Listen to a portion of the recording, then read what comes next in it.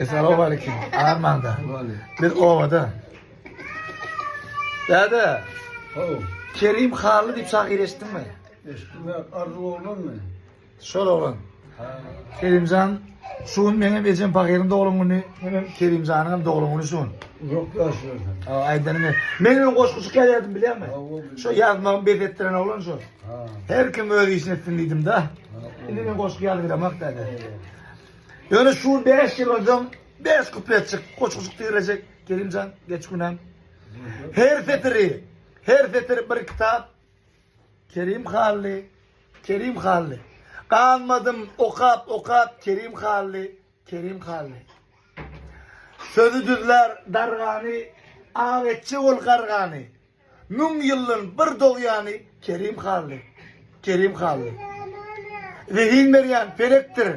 Halkın gözü elektir. Senin salgın yürektir. Kerim Halli.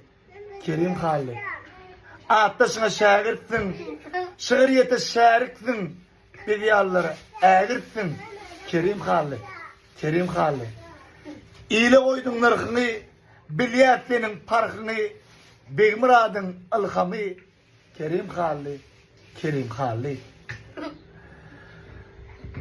Ömür geçer hatırdap, adın yaşar, patırdap, okulursun, atırlap, Kerim Halli, Kerim Halli.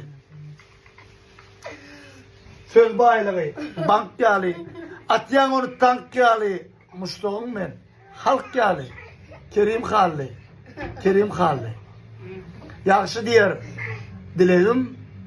Coşup durdum. Yüreğim. Uzak yaşa. Bratişka.